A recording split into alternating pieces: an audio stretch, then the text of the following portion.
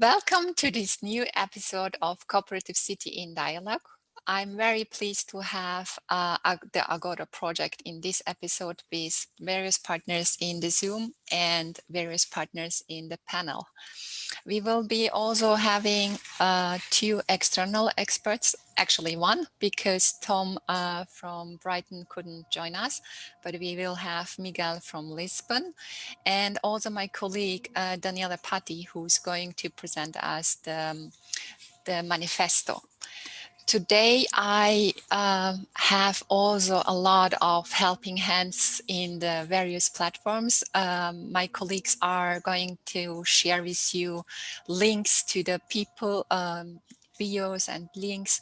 They will be collecting all your feedback, all your questions, and bring them back to the panel. So feel free to engage feedback and show us your reactions. We also want to welcome you to share this live stream and maybe start also watch live parties on your accounts. My name is Bahano Nasio. I am very happy to host you today from Utopian's office in Vienna.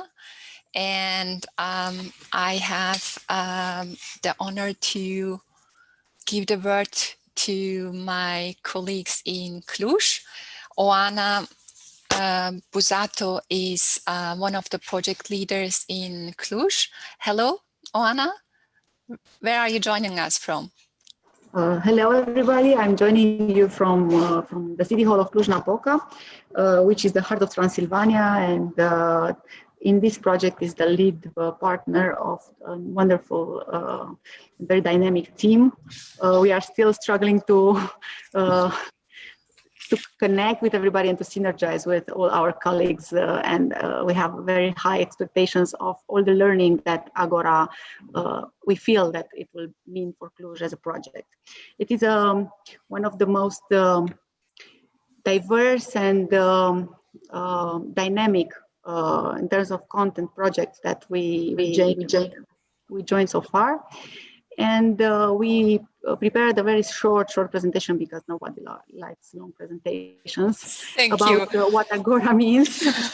Thank you. I will share the screen and try to make it as painless as possible. Thank you very much. Okay, so welcome to the kickoff meeting of the Agora project. It's a good governance through social innovation approach of a big team created around this Danube International program with, if we are to summarize it in four main points as main topics of the project. One is the decentralized governance models that the partners will try to better understand and also to achieve during the implementation of the project. The other one is the urban policy and co-produced public responsibility perspective. Also the joint urban regeneration design of open governance solutions with at least 10 different settings across the Danube region. And of course, a big component of transfer and scaling.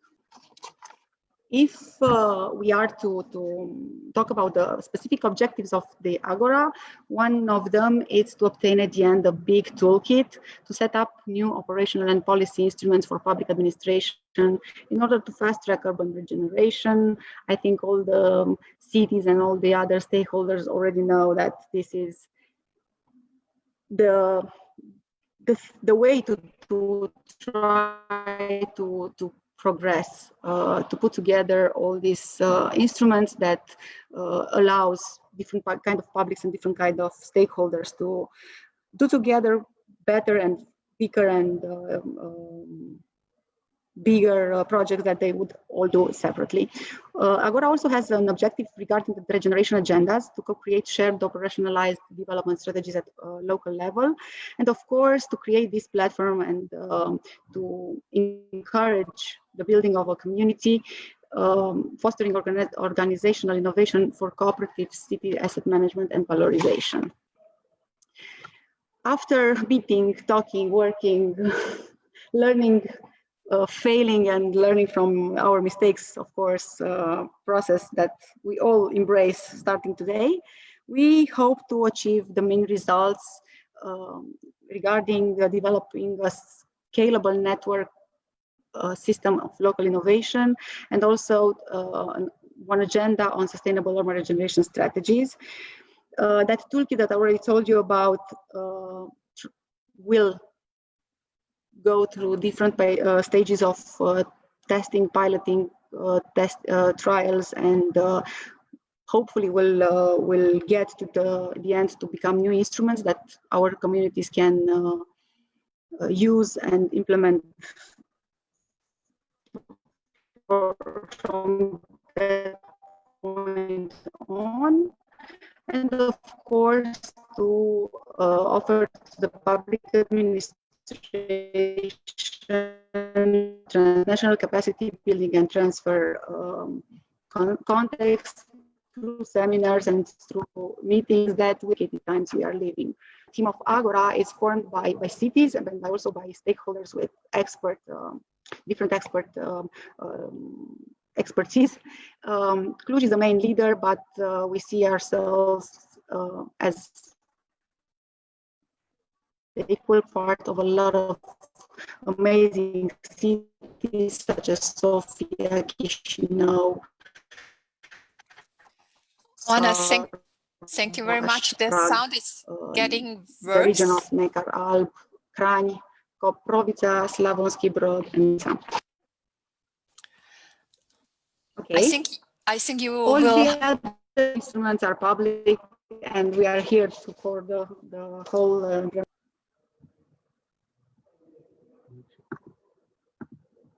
Okay, I'm not sure if it's blocked or not. Okay, I can hear you.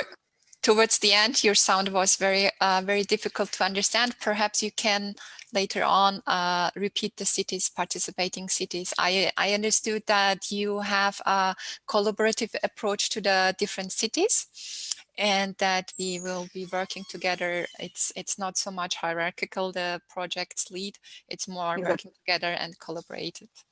So I have the pleasure now to talk to Daniela. Daniela Patti is the author of the Manifesto, and I would like to say hello. Where are you joining us from? Hello from Rome. Hello, everyone. How are you? We are all fine. Thank you for joining us and having the lunch with us. We wanted to connect what Dalila presented as objectives or as goals to your experience in the lockdown phase. You hosted a lot of cooperative city in quarantines. You had cities, you had NGOs, and so on. How can you relate to the objectives, and how can the manifesto come handy in this new project and process?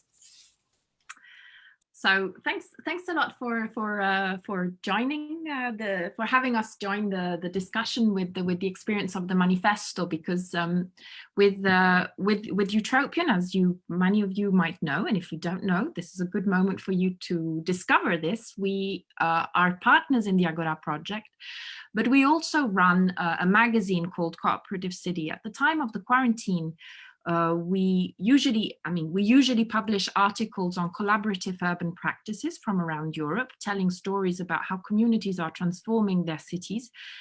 And we had a series, of articles in the pipeline to publish in March. And all of a sudden, then with the lockdown, we just realized, okay, it's a bit irrelevant to be sharing a story of a fantastic community in somewhere in some town or city around Europe when everybody's locked at home because everybody has different priorities. And all of a sudden we realized, we don't really, we hear about the numbers from the radio, from the news, but we don't know exactly what is happening in our cities. We had started already hearing about some practices of solidarity in cities, but, especially like food packs, emergency kits, but what was actually happening? So this is how we started having a series of webinars on different topics, basically starting up by inviting friends from around Europe that are, collaborating regularly with the magazine, asking them what to do. And slowly this became an opportunity to connect up also to all those initiatives, projects, both from research and practice, that are developing new collaborative approaches, and obviously we're questioning what was happening during the COVID, just as we were. So we joined forces and we developed together what we defined the Manifesto, which is an attempt from our side, which is a work in progress. It's a starting point, but Manifesto is a nice way also to give a vision, to give a possibility for the future, where we started questioning in a moment in which in Europe there is a very big discussion about how resources will be invested with the Recovery Fund, with Next Generation Europe. How can we make sure that this actually arrives to the ground, that this actually arrives to regenerate our neighborhoods, that really this ensures social inclusion? And this is how we developed the Manifesto on collaborative and social economy.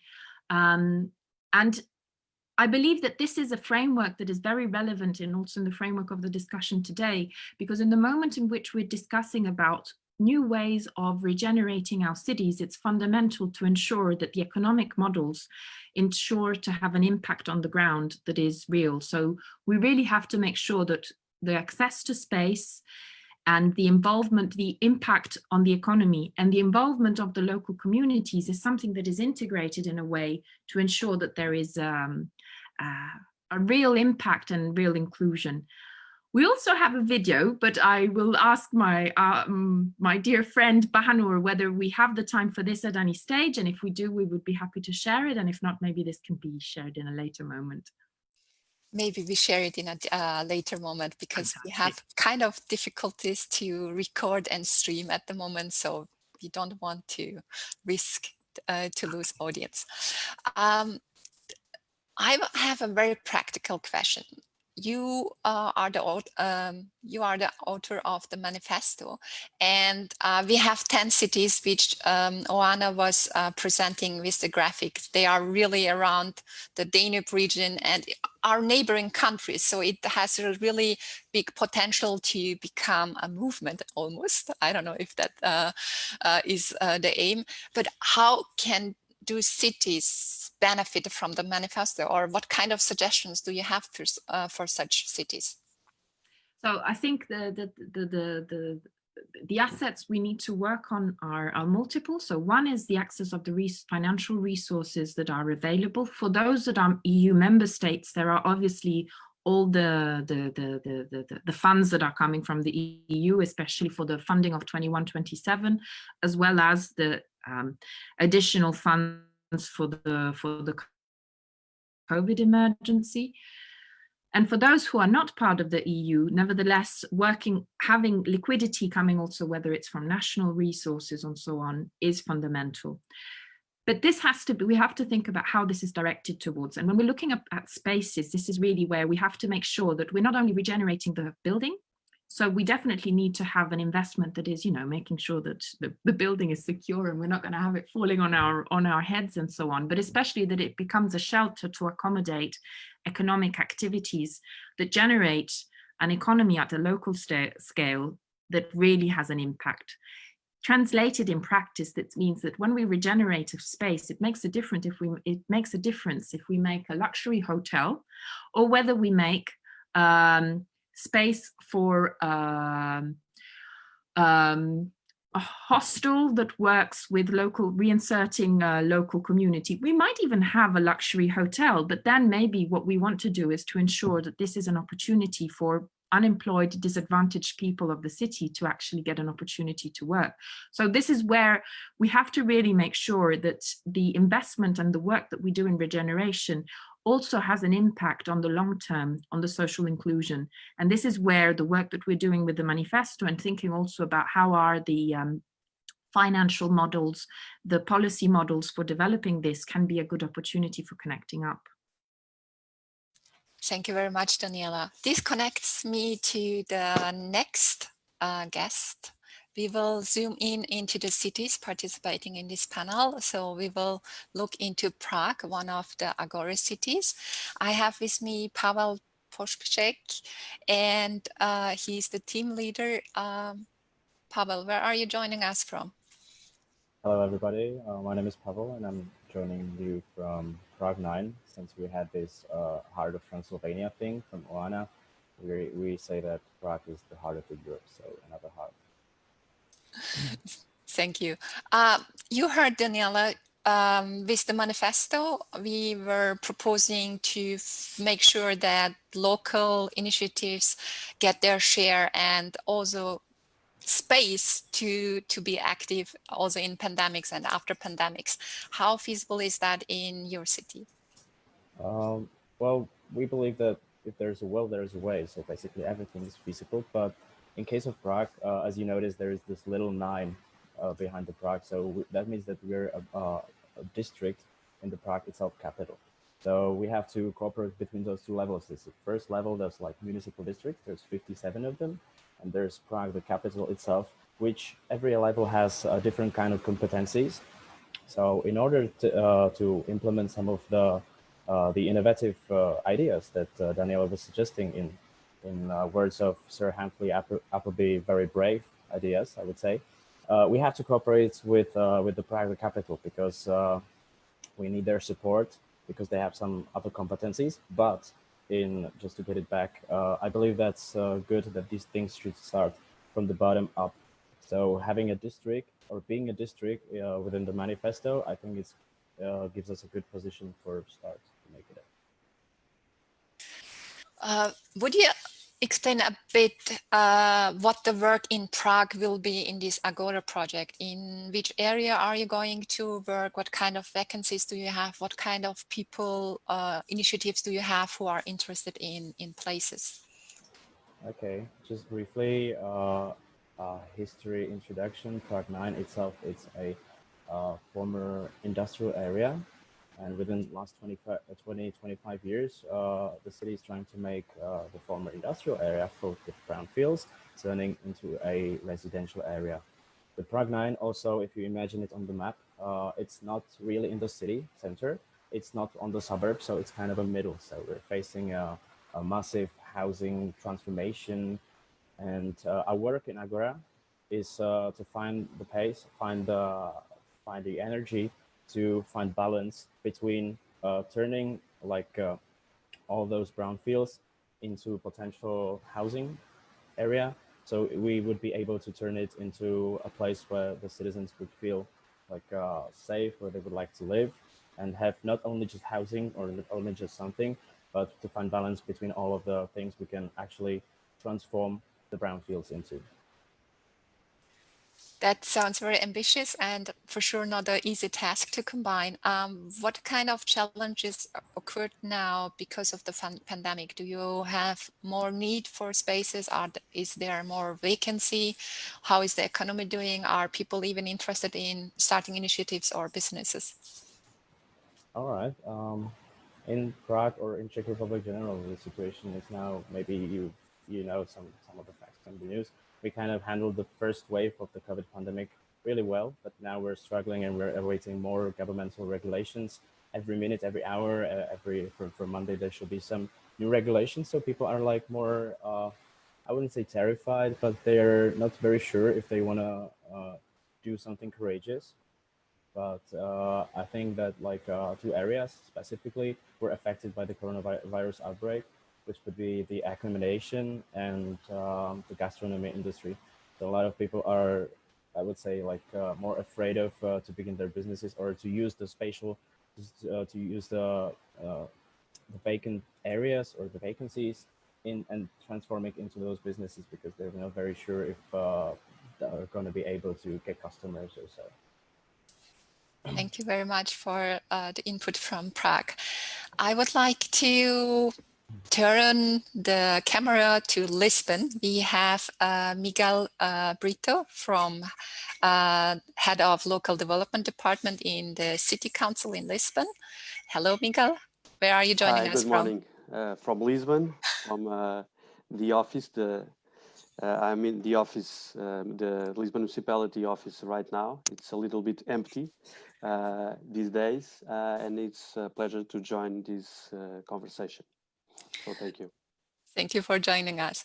Daniela mentioned a bit, and also from Pavel, I get the feeling that it's a very, very demanding times. And I remember in one of the cooperative city in quarantine, episodes, we were talking about tourism, and one of the panelists said, what we do during the pandemic or a crisis is our business card for future. So people will remember what we did. I would like to give you the word to explain what did you do in Community Lab and how do you deal in the middle of the project with the pandemic? Okay, so I think I will try to make it in 3 steps, quick steps. Give you an overview, a quick overview about local development ideas and strategies in Lisbon, not in only in the municipality, but in the city itself. We call it BIPZIP. It's a Portuguese acronym for priority neighborhoods or zones in the city. And it's all about social cohesion, territorial cohesion in the city, and the empowerment and engagement of local organizations and communities to work in their own issues locally in these neighborhoods, hand to hand with the public and other private entities, and to create a co-gov environment. This we started this in 10 years ago, and it was kicked off by a group of citizens that were elected in 2007 and then in 2009, and that they bring this approach, this citizens approach, to the municipality in terms of creating new policies, public policies. So it was kind of a mix between bottom up from the citizens to the municipality, and then from the municipality to the public, a kind of a top down. So I believe this encounter in the middle between top down and bottom up, it's kind of a great place for things and people to encounter. And then we very quickly we started with mapping, but including in this mapping citizens' participation to find these priority neighbors, not as the problematic neighbors. So the word counts. We don't want to say to these communities they are a problem. So we don't tell them they are problematic neighborhoods or dangerous neighborhoods. They are priorities. Okay, so the semantics here, it was important at the start. We map with all big data information at a very low scale of mapping. And on top of that, we had a huge citizens and NGOs participation, and local districts also, to create also an overlay of city own perception of a local scale to help us to understand what was kind of the Lisbon social territorial fracture, where the problems or the difficulties or the communities that were in these difficulties. These led us to 67 neighborhoods in the city, historical areas, social housing, and so on and so on. And afterwards, we launched a local participation project for NGOs and public districts to create networks, to reinforce networks, and to invest in them in the citizens' engagement for small local projects. We ran more than almost 400 projects in 10 years. With more than 2,000 activities, and it created an ecosystem of response and the empowerment of the communities through NGOs, through to creating networks, local networks that were able to respond to other issues after the project. Also, in parallel, we create a third tool that was kind of for more systematic approach for big challenge in neighborhoods, that was to create and launch a co-gov local office task force with deputy mayors on board, on the table, with local associations, with NGOs, with technical service, all about an issue. Could be housing, could be social issues, and to tackle an issue and to make the information and the decisions locally, and have a kind of a local office that creates and combines these public capabilities with the local capabilities and information. All of these in these years in time create a kind of ecosystem. These we call it beep zip energy, and nowadays we have a fourth tool, and this is all about what is the good practice of the community lab project. A fourth tool that is kind of global networks for local development in the city. You have a local association of local community-based CLLD that federates almost 200 organizations for local development in the city. They have their own budget, and they are on programs they are launching now to local development projects also. We have other initiatives, platforms, and so on. So the community lab was an opportunity within Urbact program to we had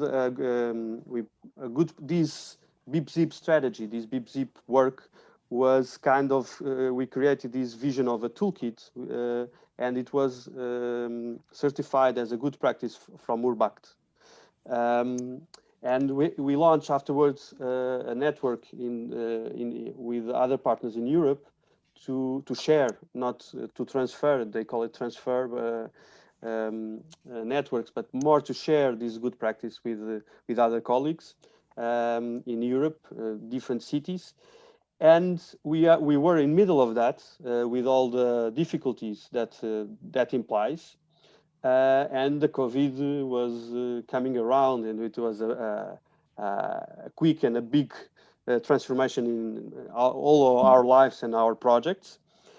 At local level, I can say that it was very interesting because it had a big impact. And these communities, these beep zip communities, these neighborhoods were more fragile in some ways to this pandemic social, economical, and impact. So, but we had a good thing going. We had beep zip projects running. We had the speed dial connection with the local NGOs, associations, inhabitants associations, partners. So it was almost as a COVID response to these communities. It was almost that, and I cannot say who was the first to ignite this process. It was kind of an organic thing. We created kind of an adaptation of the local projects and activities to these specific needs. Examples. Kind of digital platforms for kids in terms of online school, to support our health system with masks and so on. We had projects that were doing things on fabric, so they shift to this in terms of community, but also as a response to the city. And we had two initiatives from with the local partners, obviously. One was to create a digital platform to share and all the things that were ongoing on the field, and to create a more fluid capability of people to share what they need and the resources they have and what they were doing in terms of city, in terms of a big collaborative platform that was easy and it's ongoing.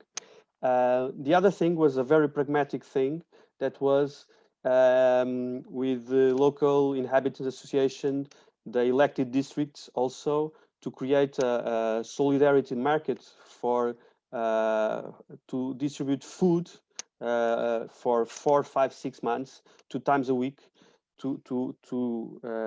We buy, the municipality buy these products from local farmers around Lisbon to help them also in this circular economy, because they were in a bad fix, because in terms of pandemic the markets were closed. They don't have the channels to distribute They were small farmers, and we are talking about potatoes, fruits, all things that were fresh, and we were buying that on big scale and distributing every week, 2 times a week, in the sports platform. That was our platform for that case.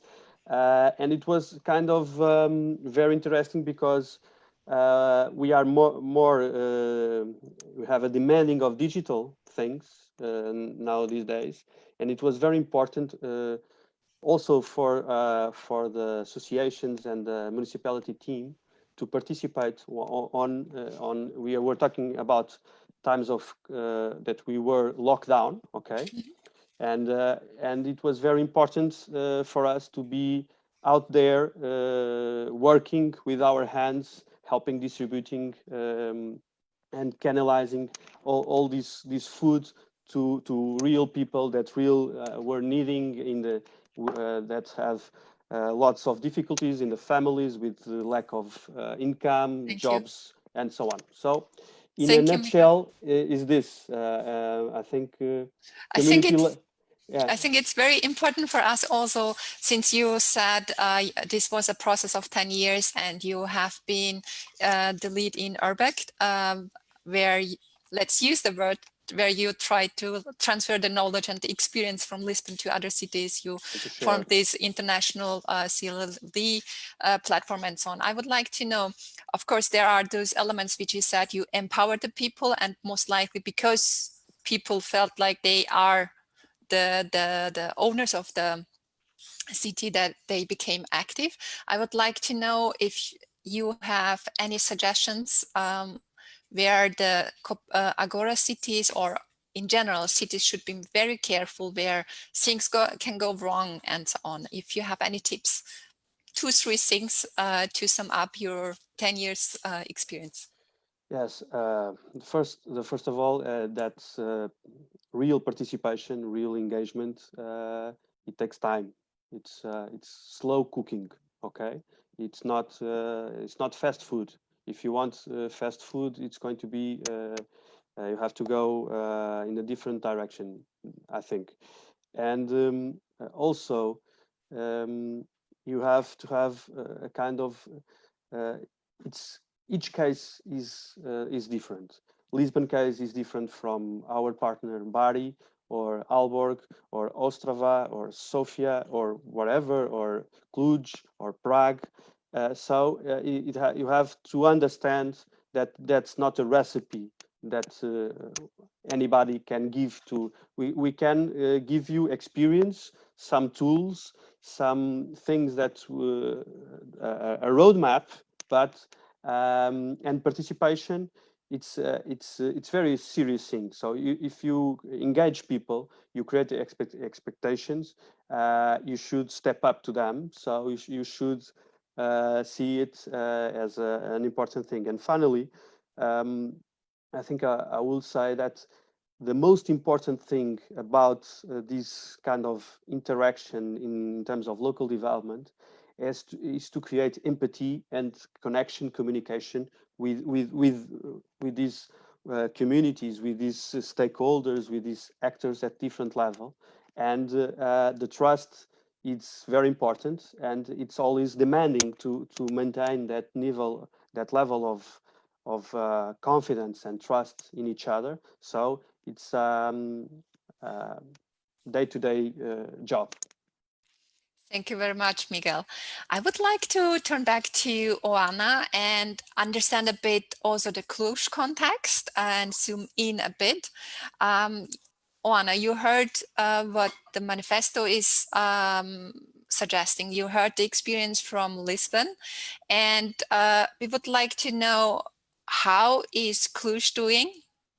What kind of experience do you have, and what kind of knowledge and tools and so on are you going to bring into this project, and where do you think you will need input from others to advance the Cluj case?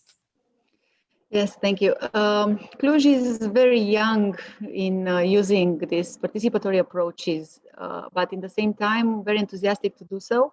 We feel like we discovered a very new and useful and practical way on getting things done, and also achieving more support from the whole community if we tackle everything that we do through these participatory and participative and co-creative processes and tools that we started for the last 5 years to use and implement in the city.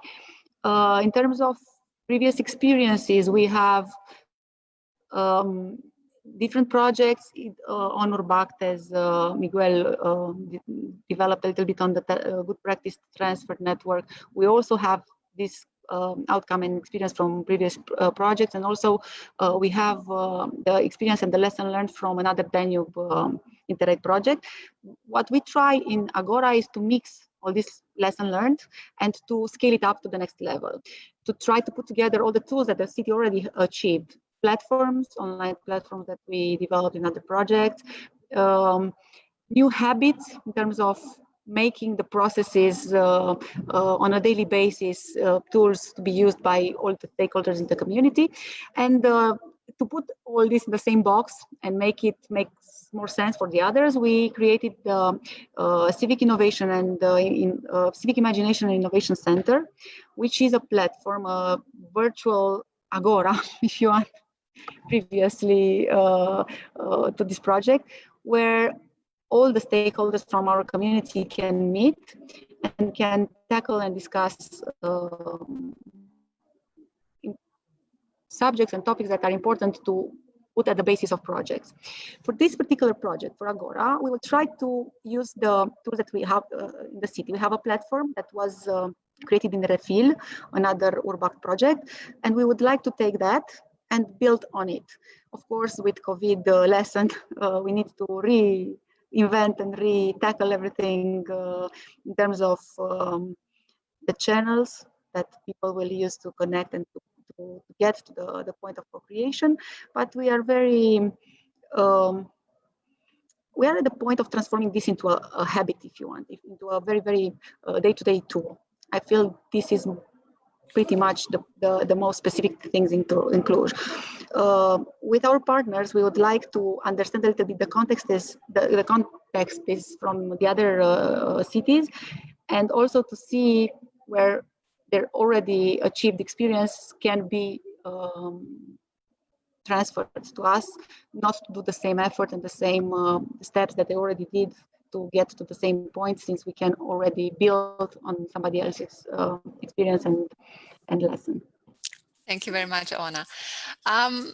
Our last city today is Szarvas, and we are going to talk to Sebo Santa. He's the financial manager for the Agora city for this project. Hello, Sebo, or Sebastian. Where are you joining us from? Yes, hello for everyone, and I hope that everyone is okay. I think we are. We heard about the objectives for Agora. We heard about Lisbon and the Manifesto. How can you relate your city to all those previous inputs? Actually, our city, Szarvas, is, as I know or checked the application form, is the smallest in the project. So we have about 25 inhabitants with all the surrounding smaller settlements. So, and Szarvas trying to be very active in the different cooperations, like in cross-border cooperations. They are running 2 projects with Romanian partners, and they have some other experience in the Visegrad Fund around Hungary, Slovakia, Czech Republic, Austria, and so on. And they want to grab all the facilities. How can they improve the management of the city, or how can they involve the citizens, the inhabitants, to the different decision-making policies or the strategies. One of the problems is that the longer-term development strategies are from another decision-making level. It's on the county level, so we need to prepare some documents, and we need to have some plans for the future development, and add it to this decision-making level. So what would be the benefit for Szarvas? For example, as Miguel mentioned, there are some good practices or best practices. What can we implement in this location? And I was thinking that what is the added value of Szarvas in the project? What can we add to the other partners, or the different plans or documents that will be prepared, that the advantage is equal with the disadvantage, that it's a small town, but the decision making is very fast because we have one step decision making level. It is the city council. So maybe we can see our city Szarvas as an experimental laboratory. So we can do some things in very fast way, and we can give you a feedback if it works or not. That would be nice. It's also interesting what your city is doing with vacant places. What is the city strategy, and why did you choose this strategy? You mean regarding to the vacancies, or? Yes. Sorry, I didn't understand that. Yes. It's in Szarvas, the vacancies and these facilities are very scattered and mixed. For example, we have some old industrial buildings, but there are cultural monuments like castles, and of course we have some city-owned buildings for rental, social rental facilities, and they are in the different points or locations in the town. So it's not like in a blocks or in one ways, which needs another strategy or a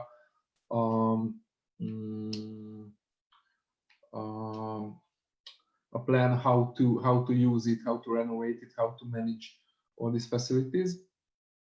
That is one, but we are in a lucky situation that the town can afford to buy some buildings for different purposes. Like we have a yearly theater festival next to the riverbank, and the town, for example, bought a building for accommodation purposes for the actors of the theater, but it's used only in summertime, and in the other periods it's not occupied. So we have many facilities, but in a very mixed way. And that's very. Yes, that we have some cultural heritage monuments and buildings, but the problem is, for example, the owner is not the municipality, but for example the state, and if the state doesn't want to spend money or time, or they don't want to develop, we have some very unique buildings, but they are empty, for example, like in the last 20 years. That is another problem. That's a very sad story. One of the topics for today was how can we interim use these facilities, these buildings, those spaces in times of emergency. Whom can we activate or give the space or give the support? I would like to turn back to Daniela. What kind of examples do you have in this regard from all those dialogues and discussions so far?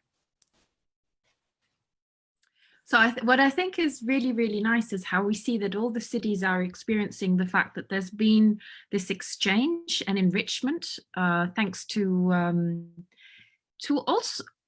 also not only the experience of European transnational cooperation. So I think this is a very, very good start for Agora, because this, I I think shows from the experience of Lisbon, Cluj, and everybody was saying, you know, we got some ideas, we were discussing with the others, and this is one of the very, very important things to get ideas and inspiration. And also this also helps both politicians and the administrations to be able to get imagination and ideas to implement in order to really get into a dialogue with what often civil society is asking for, but maybe the city from an administrative and political sense might not really have the answer on how to actually implement it. So this is why it's so important to share the experiences. I think one of the things that we see, and this is I think where it would be relevant to also continue getting into depth, is that what we see is that the most problematic point is the economic model. So how to ensure we might be able to find the money, and I think our friend Sebo was saying that it's not always easy to find. There's a lot of premises that don't find the money for regeneration, so it's not always easy, but let's assume that we manage to find the money to do a regeneration.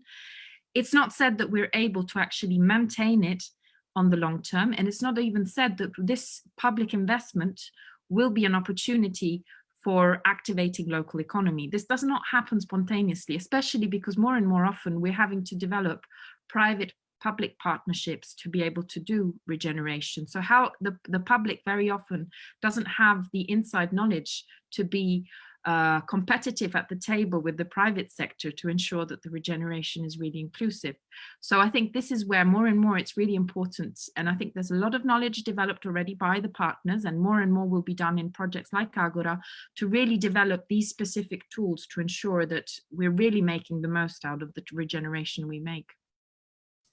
Thank you very much, Daniela.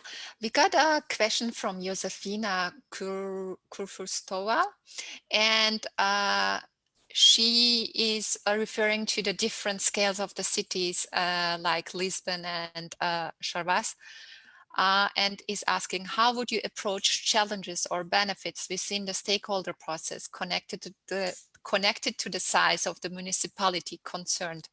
I would potentially ask Pavel, because he is in between Lisbon and Szarvas. Would you like to react on this question? Yeah, sure. And let me also say hello to my colleague Josephine. And regarding the issue, I was thinking what I find fascinating about all the consortiums and all the projects that are like Agora and so, that although we're like different size of scales or different, that we have big cities, that we have small cities, that we have cities from countries on the west of the EU, on the east of the EU, wherever, we're actually facing similar challenges and dealing with similar issues. Somehow it's different for smaller cities. Somehow it's different for city districts because they have like multi-level governance, and somehow it's different for bigger cities. But if you take a look at it like very closely, we're still handling where do we get the money from? How do we make a better living for our inhabitants? Or what do we do with the formerly industrial places? So I would say every city needs a different approach, but basically the idea behind it stays the same. Thank you very much, Pavel. So another question one of the topics which was in the room in the preparation for this dialogue, but also in the chat rooms, is what kind of support is needed by whom? Like, you have been all in touch with the initiatives in your cities, and somehow you are also connected or working for the council or for the city. Some of us have been also connected to the EU level or international level. So we have the feeling we want to give the local economy, social economy, culture, arts, more space, more support. But who needs what kind of support, practically speaking? I would like to ask maybe Miguel, and then Daniela and Oana. Hi, it's an interesting question, and it's not possible to have all the framework in a small answer for that issue. But I would say that it's important to and in Lisbon we try to do that, and we think we are have some success with that. In terms of not starting with a big scale strategy with lots of documents and so on, and to have operative tools, simple tools, flexible tools, adaptive tools that are interlinking directly with each community that we are working with, and that will give the investment, the resources, a local boost. We have a saying in Lisbon that €1 in the hands of this community, it's a public euro. It's more effective than we had lots of barriers and scales and intermediate steps to that investment. So you have to have a balance between that, obviously. But I will say that if you have some tools that interconnect you with the local organizations, with the communities, then you can better adapt imagine COVID, for example, emergency responses or others, and to be more successful to create a better link on these investments directly to people that are in the communities and for the projects and answers they need. Thank you, Miguel. That's really very valid, and I completely agree. Daniela, what kind of needs did you encounter, and how can we meet them or support people? I think there is, I was concentrating before more on saying what the city administration should do. And I think also based on what Miguel was saying, I wouldn't maybe not repeat. So maybe what I would try to bring as a point is actually the fact that there needs also to be more training on behalf of, let's say, citizens. It's such a broad, we're all citizens, anybody is a citizen, then some not all with the same civil rights, but we won't get into that right now. So the issue is very much about, when we're talking about like local communities, especially maybe in marginalized areas where it's a bit harder to get resources there, we're often also speaking about communities that might not have the financial means, the knowledge to actually develop alternative models. They might not have the political backup. So I think there needs to be also a process that is really focusing on the empowerment of the communities. So there is a whole work to be done on education, on developing soft skills, and also political backup and financial resources that are allocated specifically towards this. Another question from Josefina is how to involve the non-private stakeholders in a PPP project. I think it's very close to what you answered. Would you like to add something? There are developments now going on that is with these fancy acronyms that are PPPPP, which sounds a bit silly, but it's a public-private partnership. Civic part, so it's PPCP, whatever. Anyway, I get lost in acronyms, but you understood the idea. So it's actually making sure that in the partnership itself and in the legal model, there are also civic organizations that have a stake. They often don't have the financial stake the most, but they will have a stake, for example, in the management and in the idea. It's still very innovative models. We're all exploring them, I think, but I think this is a way forward to try and ensure that there is a broader involvement. Thank you very much, Daniela. Oana, you are experimenting already or already active with the citizens in Cluj. How do you meet the needs, and what kind of support do you think is needed? Yes.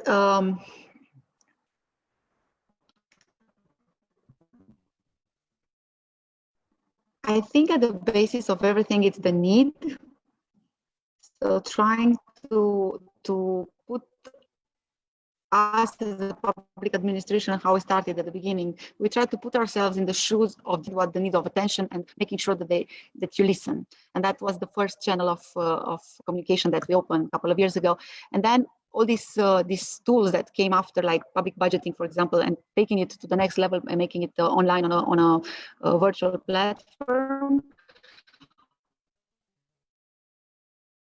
created a new language for the citizens that allowed them to all come on the same level of understanding.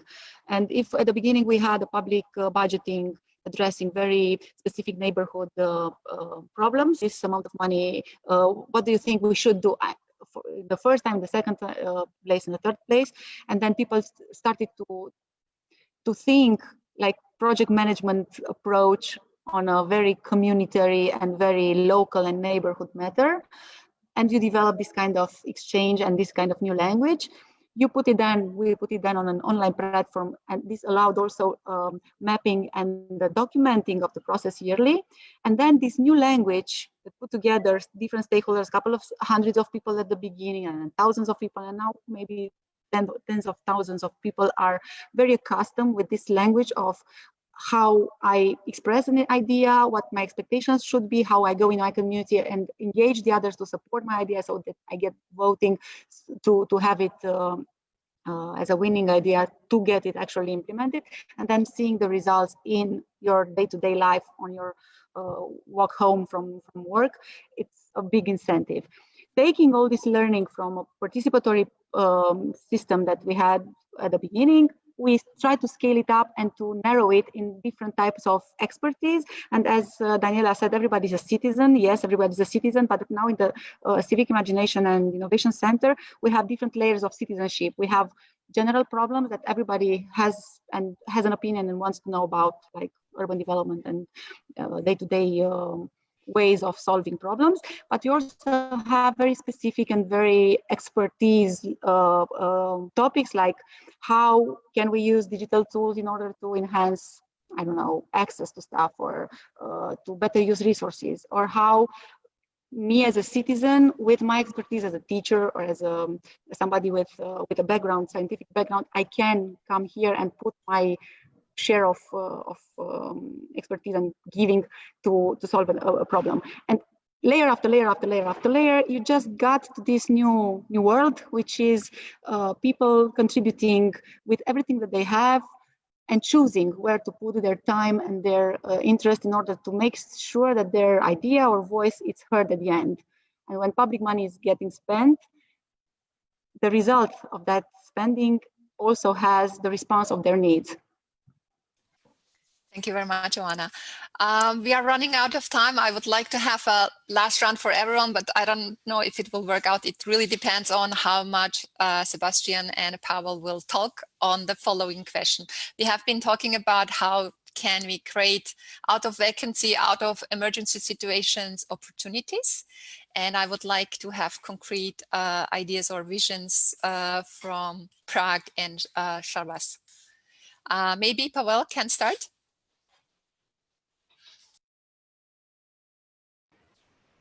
Sure, I can. Promise I'll be short.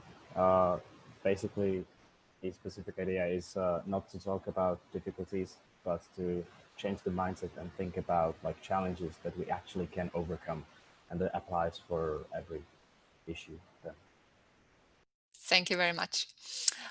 Sebastian? I don't want to be so detailed, and it's only a theoretical question. That for us, it's not so hard to gather all the stakeholders or the actors from the non-profit sectors or CEOs to involve them to the decision making, or to solve this situation, or to plan for these vacancies. But it's hard, and we need a technique, or we can improve it, to how can we encourage them to thinking out of the box, and not to mention all the same patterns always. So it's a bit out of the scale, this question, but I think it would be important. How can we encourage our stakeholders or the citizens? Thank you very much, Sebastian. It's optional for Miguel, Daniela, and Oana if you want to reflect on this. Last possibility to say something.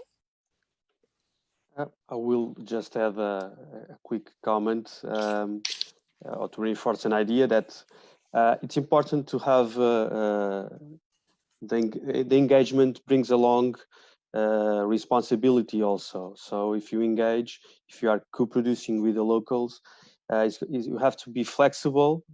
Each partner from public and private have to be flexible to be able to adapt, and kind of an open source. You cannot start with a closed idea of what to do. You have to be open and flexible to be able to adapt to the context, to the process, and then drive on that. Thank you very much, Miguel. Oana? I also Oana think wants to say something. Sorry. I also think trust is a very important issue and ingredient in order for all this to work, because if people are not honest in their journey, the result is never exactly answering the need at the end. And this trust, in order to be built and to be taken over and achieved by each stakeholders from the others, it also needs to embrace the importance of failure. And I don't know how, and I'm very eager to learn about the other cities during this project, but in Cluj, we come from a very historical, I don't know, type of approach where failure was something not to talk about. And it's something really new for us to put failure at the table and accept, for example, that an idea might not be saluted by the others, or might not be the way the problem we want to solve people think is the way, and all this. But if you embrace failure and you learn from it and you accept it publicly and you build, then trust is something that you earn at the end. Thank you very much, Oana. This is perfect for the closing. Unfortunately, the time is over. Most of the people have to go back to work, so the lunch break is over.